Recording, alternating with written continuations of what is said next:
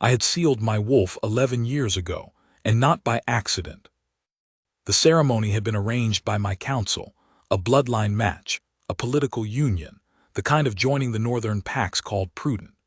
I had stood in the great hall of Thornheld Keep with candles burning in all four corners, and my wolf alert behind my ribs ready, as he had never been ready before, because he had felt something in the approaching procession that made him lean forward like a hound catching a scent on cold wind.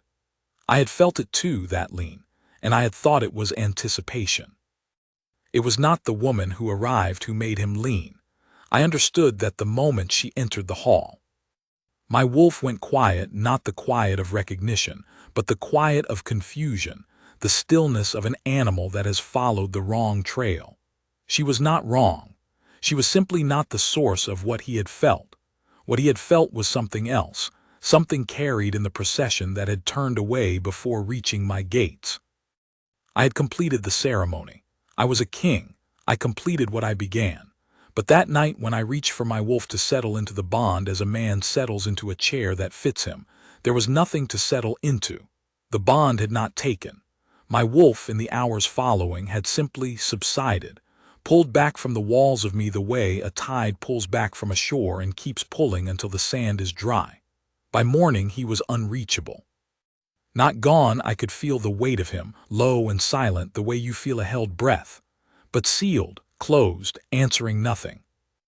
My counsel had called it a medical matter, a rare incompatibility. My pack had called it a curse.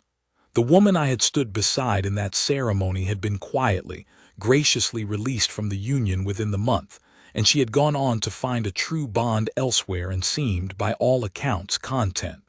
I bore her no grudge. The failure had not been hers. The years after were orderly. I ruled Thornheld Keep with the precision of a man who has learned to live without one of his senses, carefully, without drawing attention to the absence. My wolf's silence made me quieter. My court grew accustomed to a king who did not raise his voice, who issued his judgments in measured sentences, who stood in the wolf yard watching his pack run under the moon without joining them. Coldness, they called it. I did not correct them. Cold was a simpler explanation than sealed. 11 years. Then the storm came in from the northeast, the worst in 3 seasons, and with it came a woman none of my staff had sent for. My steward brought the situation to me the morning after the storm broke, framing it with the careful expression he used when he wished to raise a problem without appearing to raise one. "A healer arrived at the outer gate last evening," he said, "traveling alone, no pack name given. She said she had been moving between holds along the river valley for 2 seasons, offering remedies. The gate wardens let her in out of the storm and gave her a place in the lower hall." He paused. "I thought you should know before I arranged to send her on." "Is she causing difficulty?" "No, she is quiet. She asked only for a dry corner and permission to tend the animals if any needed it." He paused again, with more weight this time. "3 of the wolves in the lower pen have a lung sickness our physician has not been able to turn. She asked if she might look at them." "And you said?" "I said I would ask." I considered the storm still showing itself in the gray of the sky beyond the council chamber window. A traveling healer with no pack name, asking to tend sick wolves. It was either harmless or it was something I should look at directly. "Tell her she may try," I said. "Tell her also that if she makes them worse, she goes back out into the cold." My steward's expression did not change. "Yes, my lord." I thought no more about it that morning. I had a border dispute to arbitrate and a supply convoy overdue from the western holds. The healer with no pack name was a footnote. The first time I passed her, she was on her knees in the lower hall beside the largest of the sick wolves, a gray-muzzled male named Broven who had not eaten in 4 days. My physician had predicted he would not survive the week. The healer was pressing the flat of her hand against the wolf's ribcage, just below his shoulder, and speaking to him in a low, even voice, not the soothing murmur people use on frightened animals, but something more like a conversation, as though she expected him to understand her and was waiting to see if he would. He was watching her with his great yellow eyes. His breathing, which had been wet and labored the last time I had seen him, was slower. She did not hear me come in. Or she did and chose not to mark it, I could not tell. I stood in the doorway for a moment, watching Broven's chest move under her hand, and felt the pressure. It was slight, barely a shift. The way a stone in a wall will settle when the earth moves, a fraction under the foundation, enough that you see it only in the mortar, a hairline crack, a shadow where there was none before. 11 years of my wolf behind his walls, and against that sealed weight a pressure, faint, directional. I stepped back out of the doorway and continued down the corridor to the outer yard, where I had actual work to do. The second time I passed her, it was 2 days later. The 3 sick wolves were in the eastern corner of the lower hall, all 3 of them. Broven was on his feet. The 2 younger ones were eating from the bowls she had set out. She was writing something in a small leather-bound record, her back to the room, cross-legged on a stool that was slightly too tall for her, her heels hooked over the rungs. On the floor beside the stool, arranged by size, were her remedies: packets of dried matter, small clay pots sealed with cloth, a jar of something dark and liquid. She kept her supplies with the same precision a good commander keeps his maps, categorized, accessible, nothing wasted. This time she heard me. She turned her head, confirmed who I was, and returned to her writing. Not, I want to be precise about this, with insolence. She was not performing disinterest. She simply looked, assessed, determined that I did not appear to need anything from her immediately, and continued her work. I stopped. In 11 years of ruling Thornheld Keep, I was not accustomed to people who looked at me, and then went back to what they were doing. The physician said they would not survive the week, I said.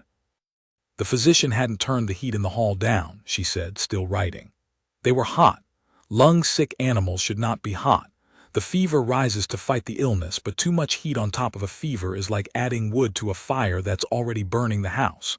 I lowered the braziers, changed the poultice, changed the water to cool spring water instead of kettle water.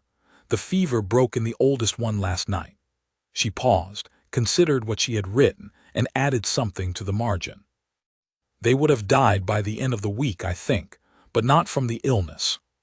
From the heat.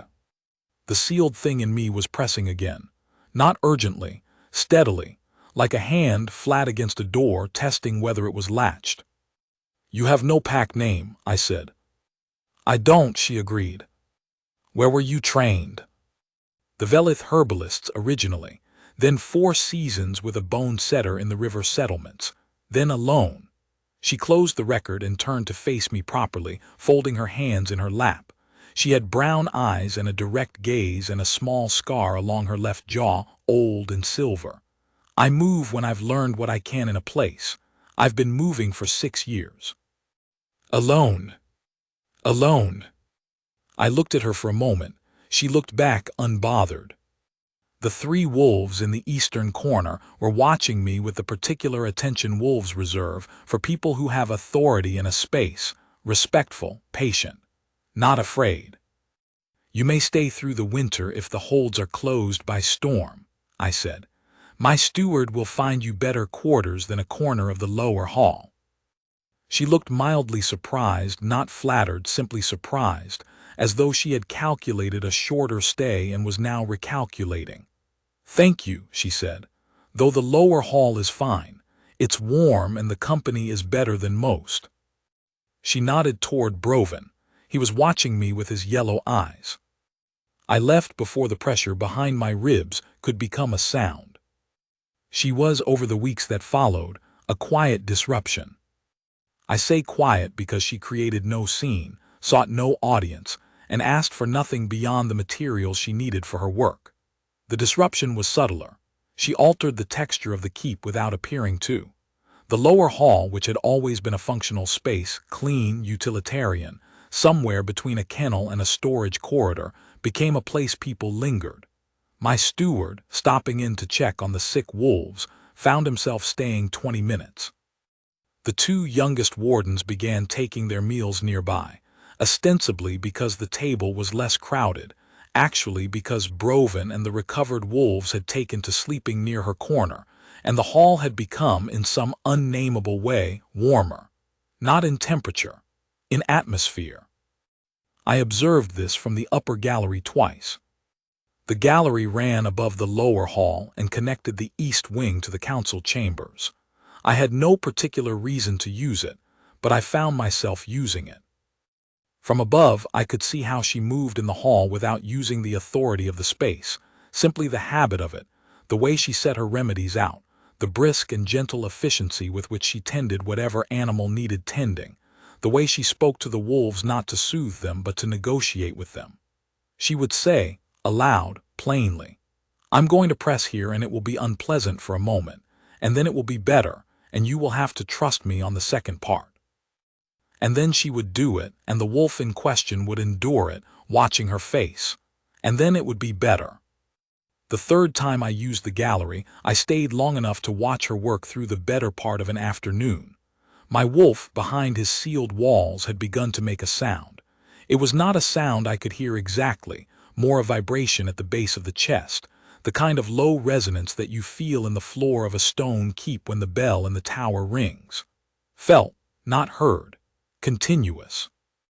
I recognized it, after several days of ignoring it, as the sound of something old trying to become new again. We ate at the same table twice, by the geometry of how the hall filled at the evening meal. She ate the way she did everything else, without ceremony, efficiently, paying attention to the food while it was in front of her, and to the conversation when it was addressed to her. She did not attempt to perform interest in my council's opinions of the border disputes. She also did not pretend she found them interesting. When my second commander asked her opinion of the River Valley settlements, she gave it plainly, with specifics, and then let the conversation move on without anchoring it to herself. The second evening, the conversation narrowed by chance to just the two of us. The hall had cleared early, a messenger having called my council away, and we sat across the long table with the fire at my back and the remains of the meal between us. "You're watching me," she said, not as an accusation. The way she'd say to a wolf, "I know you're there, it's all right." "I am," I said. "You've been watching me for some time." She pulled a piece of bread apart, considered it, ate it. "From the gallery, too." I had not been obvious about the gallery. I said nothing for a moment. "You noticed." Wolves notice when they're watched. You spend enough time with wolves, it becomes a reflex. She looked at me with the same quality of attention she gave her sick animals, not clinical, not impersonal, but specific and unhurried. "You could simply come down and speak to me, my lord." "I am speaking to you now." "So you are," she said, and something moved in her expression, not amusement exactly, more the acknowledgement of a fair point. "What do you want to know?" I considered the question, which was not as simple as it sounded. What I wanted to know was not a fact she could give me, not a piece of information about remedies or settlements or the state of the river roads. What I wanted to know was why, in 11 years of silence, the sealed thing in my chest had begun to resonate in the key of her name. "You said you move when you've learned what you can in a place," I said instead. "What are you learning here?" She thought about it, genuinely considered the question rather than reaching for a polite answer. "How to work with wolves that have been managed rather than raised," she said. "Your pack is healthy but guarded. They were not socialized to strangers young." She paused. "Also how to work in cold air. The Eastern Valley settlements were warmer. The remedies behave differently when the temperature drops." "Practical," I said. "Yes," she agreed without apology. Not I stopped. She waited. She was very good at waiting, I had observed. Not pointed silence, simply patience, the way a good healer learns to give an animal time to decide whether the extended hand is a threat. "Not what you came for," I said. She looked at me steadily for a long moment. "What makes you think I came for anything beyond the practical?" "Nothing," I said. "I may be wrong." She looked down at her hands on the table for a moment, the healer's habit of checking them without thinking, and then back at me. "You are a man who has been alone in a very crowded room for a long time," she said. "That is not a criticism. It is simply what I see. I have been alone in less crowded rooms, which is easier in some ways and harder in others." I did not answer immediately. The fire shifted at my back. The resonance in my chest was no longer a vibration.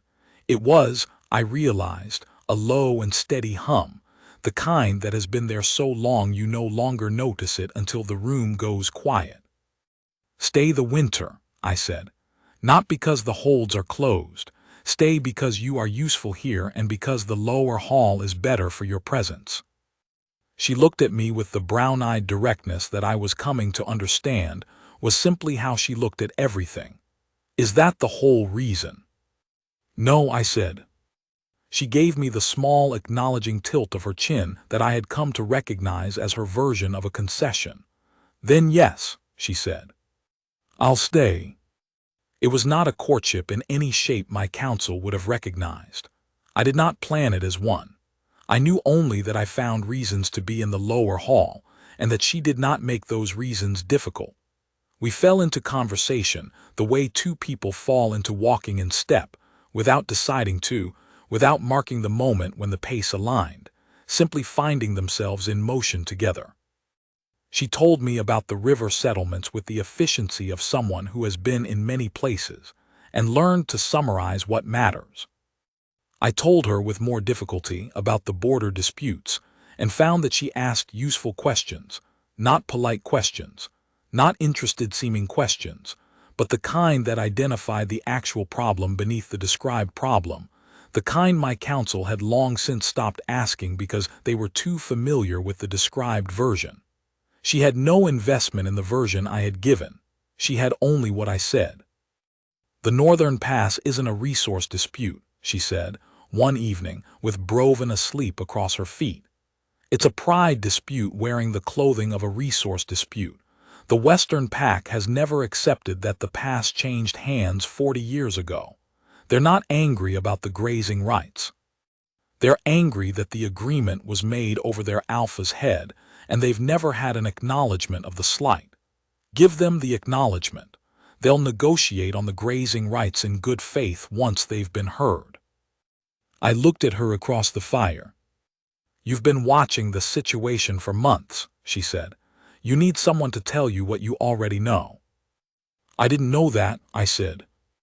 "You did," she said. "You said the Western Alpha went quiet rather than loud when the last negotiation failed. You said quiet, not angry. Quiet men who should be angry have been slighted. You described it precisely. You were simply looking at the wrong surface." Broven shifted in his sleep and pressed his weight more fully against her ankles. She adjusted without looking down, the automatic accommodation of a person accustomed to being leaned on by large animals. My wolf was no longer humming. He was pressing his weight against the sealed interior of me with the slow, deliberate force of something that has decided it is done waiting and is simply going to continue pressing until the wall gives. I did not tell her this. I was not certain yet what it meant to tell her. The night it happened, I was asleep. I woke because my wolf, sealed, silent, absent for 11 years in any but the most theoretical sense, had decided that 11 years was sufficient and was no longer asking my opinion. I felt him surface the way you feel a wave you did not see coming, the force of it already in the room with you before you are fully awake. The air changed. He was not inside me anymore. He was beside me, ahead of me, moving down the corridor toward the lower hall with the purposeful speed of something that has been waiting and is done. I followed him. I followed him because I had no choice. That is not entirely accurate. It would be more honest to say. I followed him because the sealed wall was already gone and there was nothing left to stand behind. 11 years of choosing silence, and the choice was simply no longer mine. The lower hall was lit by a single fat candle on the table near the eastern corner. The hour was well past midnight. My counsel was asleep. My guard had changed 2 hours before. The hall was empty except for the wolves in their sleeping places along the wall, most of them deeply asleep, and in the eastern corner with the candle casting its small, warm circle, Senna. She was on her knees beside one of the younger wolves, a 2-year-old female named Tave who had been fine yesterday and had spiked a fever in the night, the kind that rises fast and drops faster if it is caught.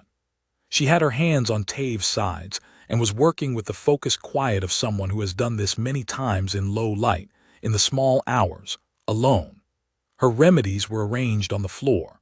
Her record was open and weighted flat with 2 of the clay pots. She had not heard me. My wolf went straight to her and lay down at her feet. He did not make a sound. He did not perform it. He simply arrived and lay down, and the great sealed thing that had been missing from my chest for 11 years was suddenly visible in the candle-lit lower hall of my own keep, curled at the feet of a woman with a small scar on her jaw and no pack name, looking up at her with the same yellow-eyed patience with which Brovin had watched her press her hand against his ribs on the first day. Senna went still, not frightened, startled, and then still, the way she stilled beside a wounded animal to let it determine whether she was a threat. She looked at the wolf for a long moment. She looked at him with the same specific and unhurried attention she gave everything. Then slowly, she turned her head and found me in the doorway. The candle was between us. Her face was composed, her eyes wide and very steady. The bond lit both our wrists at the same time. It was not a ceremony. There was no council, no witnesses, no ritual words. There was a fat candle in a cold hall, a sick wolf being tended, a wolf who had been sealed for 11 years lying at the feet of the woman he had been leaning toward across all that distance, and a warmth on the inside of my left wrist that I had not felt in 11 years, and had stopped believing I would ever feel again. It moved up my arm the way warmth moves through a cold hand when it is finally enclosed in something warmer, gradually, from the center out, until the cold was simply gone. Senna looked at her wrist, she looked at mine, she looked at the wolf at her feet. "Ah," she said quietly.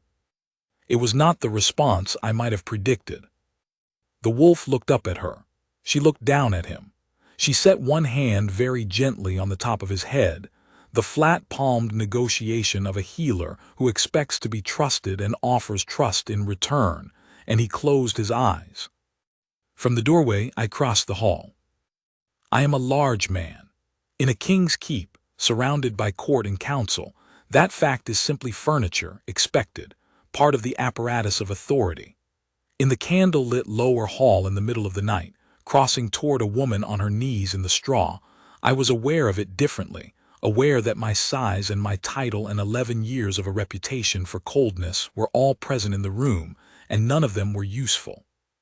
I stopped at a distance that was close but not enclosing, close enough that the candle lit both our faces. "Senna," I said. "Yes," she said, not answering a question I hadn't asked yet, simply acknowledging that she was here and she was listening and she was not going anywhere. "You know what this is," I said. "I know what it looks like," she said. "I've seen the mate bond described in the records of 3 of the settlements I've worked in. I've never seen it." She looked at her wrist, where the mark was settling into the skin, not glowing now, simply there as though it had always been there and had only just become visible. "I didn't know it would be warm." "I didn't know it would come back," I said. She looked up at me. Brown eyes in candlelight, the small scar silver at her jaw, 12 weeks of watching and being watched between us like a season of weather that has finally broken. "It didn't come back," she said gently. "It came here." I looked at her for a long moment. "I need to ask you something," I said, "and I need you to understand that it is a question and not a command, because I have given too many commands to count, but this is not something I am willing to command." She waited. Her hand was still resting on the wolf's head. "Will you let it hold?" I said. "The bond, will you let it stand?" She was quiet for a moment, not uncertain, considering, the way she considered everything, with the full attention of a person who does not give quick answers when careful ones are available. "You watched me from the gallery," she said. "I did." "And from the hall?" "Yes." "You sent me to better quarters, and then did not enforce it. You preferred the lower hall." "I did." The corner of her mouth moved. "And you found reasons to be in the lower hall." "I did," I said. "So did I," she said. She turned her palm upward, the quiet gesture of a healer who is telling an animal, "I will not take more than you offer." Open-handed, steady. The mark on her wrist caught the candlelight and held it. I covered her hand with mine. The warmth moved up my arm again, the same warmth as before but deeper now, settling, the way a man settles into a chair that fits him and finally understands what fitting means. The wolf at her feet let out a long breath, slow and satisfied, and did not open his eyes. I did not know the council was in the doorway until I heard my steward's voice, careful and controlled, say, "My lord." I looked up. The doorway held 4 of them, my steward, my first commander, and 2 council members who had evidently been woken by the wolf light and followed it. They stood in a cluster at the threshold of the lower hall, looking at the 2 of us in the straw beside the candle and the sleeping wolf, and at the matching marks on our wrists. It is a particular thing, to watch men of measured authority encounter something they were not prepared for. They had prepared, most of them over the years, for a king who would eventually complete a bond and bring a Luna to Thornheld Keep. They had not prepared for the bond to complete itself in the lower hall, in the middle of the night, beside a sick wolf and a traveling healer with no pack name, a woman none of them had taken seriously. My first commander was the first one to recover. He was a practical man. He had been with me long enough to adjust to surprises. He straightened, looked at Senna, looked at me, and inclined his head. Not a bow, not yet, but an acknowledgement, the beginning of a recalibration. My steward followed. His expression was a complicated thing, something between relief and sheepishness and the professional regret of a man who had assigned the wrong status to someone and must now live with having done so. He had been perfectly polite to her. He had also put her in a corner of the lower hall. "My lord," he said again, "should I—" He stopped, began again. "The morning council, I imagine, will need to be informed." "The morning council will be informed in the morning," I said. He nodded. There was a pause in which everyone in the doorway understood that I was not asking them to leave, but also not asking them to stay. They left. The hall was quiet again. Tave, the young wolf who had spiked the fever, was breathing more evenly. The remedy was working. Broven, across the hall, had lifted his gray-muzzled head to look at us and then set it back down, satisfied. The wolf who had been sealed for 11 years and was sealed no longer lay at Senna's knee in the straw, finally still. She looked around the hall for a moment, at the sleeping wolves, at the remedy packets on the floor, at the record still open, and waited flat on the table. "Tave will be better by morning," she said. "The fever is breaking." "Good," I said. She looked at me. "You could have commanded," she said quietly, not accusing, noting. "Yes," I said. She nodded once, as though I had answered a question she had been carrying for some time. She turned her hand over so it was no longer palm up, and interlaced her fingers through mine. The mark on her wrist and the mark on mine overlapped where our wrists crossed, the same warmth, the same settling. "In the morning," she said, "I will need different quarters. The lower hall is better for the animals," but she considered the sleeping wolves, the straw, the corner she had made her own. "I imagine there are things to arrange." "There are," I said. "I will arrange them." "And the Western Alpha's border dispute," she said. "You should send acknowledgement of the original slight before you send new terms. I can help you draft the acknowledgement if you want. I am, apparently, staying." I looked at her in the candlelight. A woman who had arrived in a storm with a satchel of remedies and no pack name, who had healed 3 wolves my physician had given up on, who had told me what I already knew about the border dispute, and called me a man alone in a crowded room, and eaten bread beside me at a long table, and moved through my keep with the unhurried efficiency of someone who has never confused usefulness with smallness. "You are," I said. The wolf at her knee opened one eye, confirmed that everything was as it should be, and closed it again. "My counsel adjusted to Senna the way you adjust to a new current in a river you have navigated for years, with some resistance, then with the recognition that the resistance is costing you more than the adjustment would." She did not require them to adjust to a ceremony or a performance of rank. She required them only to adjust to a woman who answered direct questions directly, and who happened, also, to have the Alpha King's bond mark on her wrist and his wolf asleep on her feet. It took, in the end, less time than I expected. My first commander was the first to seek her out with an actual question about the Western Pax mediation, as it happened, and came away from the conversation looking mildly struck, the way practical men look when they receive useful information from a source they have underestimated. My steward, who had assigned her the corner of the lower hall, became quietly and rather touchingly attentive in his management of her needs, which she received without either resentment or graciousness, simply as practical arrangements that made sense. The younger members of the council, who had barely registered her presence in the first weeks, began to learn her name. She kept the lower hall. She moved her sleeping quarters, as she had said, to the east wing, a set of rooms that had better light and access to the herb garden, and were close enough to the hall that she could reach the animals in the night without crossing the full keep. She also kept the corner. She said the animals knew it now. I did not argue. The bond settled into our lives the way a healed wound settles into a healed body, present, permanent, no longer the site of acute sensation, but simply part of the architecture of things. I could feel her in the lower hall when I was in the council chamber. I could feel, sometimes, the quality of her attention when she was working, the focused, unhurried presence that had drawn me to the gallery in the first place, familiar now from inside as it had been from above. She said, the first time I mentioned it, that she could feel when I was frustrated with the council, which she described as a kind of pressure, like a change in the weather. "Useful," I said, dry. "Extremely," she agreed, with the small corner of the mouth movement that was her version of a smile when she was finding something genuinely amusing.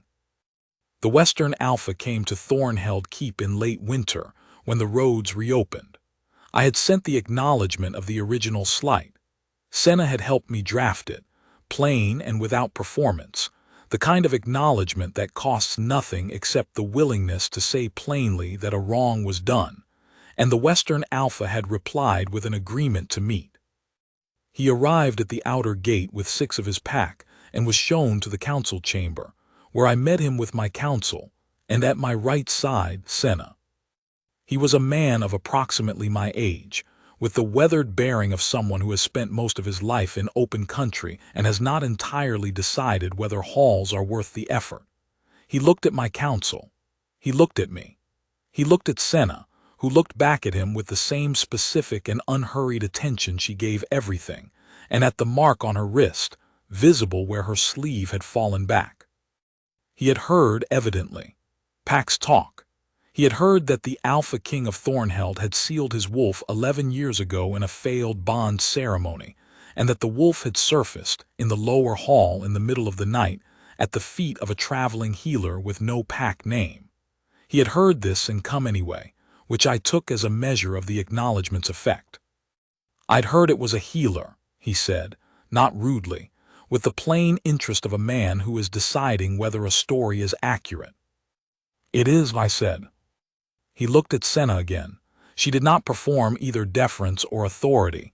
She simply looked at him. "Were you frightened?" he asked her, the blunt question of a man who doesn't have time for indirect ones.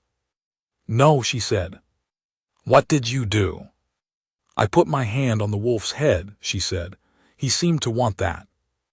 The Western Alpha looked at the wolf, who was in his customary position near Senna's knee. He had begun to follow her out of the lower hall into the keep in the past weeks, and the council had stopped trying to root around him. He looked at the wolf for a moment with the expression of a man who finds something satisfying about how a particular story ended. "Right," he said, "let's talk about the grazing rights." The negotiation took 3 hours. It was the most productive 3 hours I had spent in the Western border dispute in 7 years.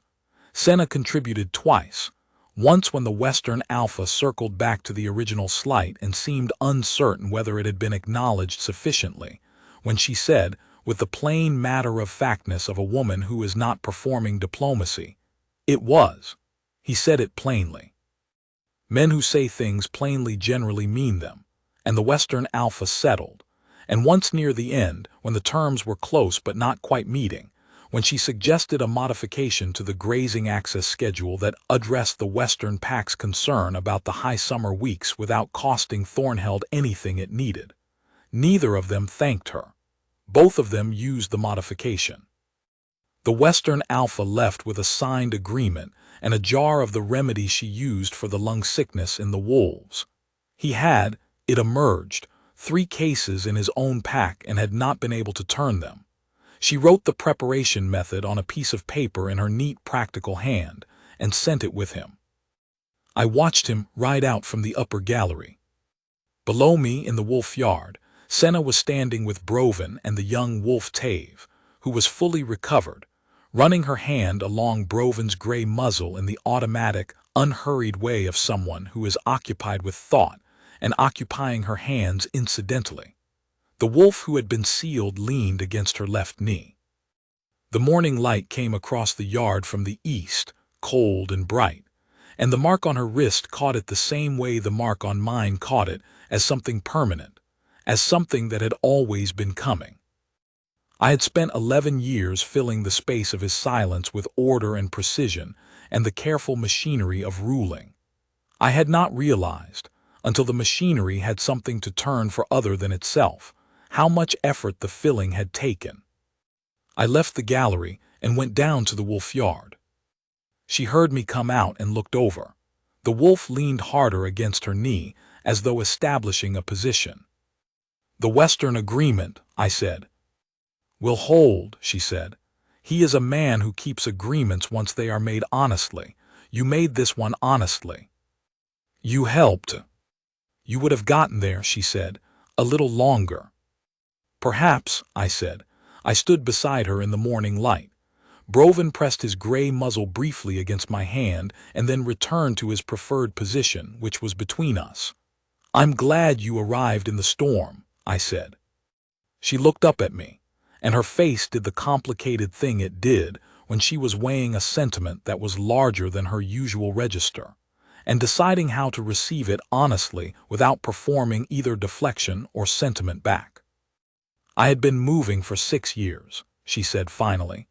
"I used to tell myself I was moving toward useful work. I think I was mostly moving toward here." I looked at the mark on her wrist in the morning light, and at the wolf leaning against her knee, and at the keep behind us, the granite walls, the frozen river below, the gate wardens just visible at the outer wall, all of it present, all of it the same as it had been 11 years ago and every year between then and now, and all of it different in the way that things are different when there is someone beside you for whom they are also home. "Stay," I said, not arranging anything, not commanding. She put her hand into mine, palm up, the same open gesture as in the lower hall. The mark warmed between our wrists. Brovin, unimpressed by sentiment but deeply invested in their combined presence, sat squarely on both their feet and closed his eyes. She stayed.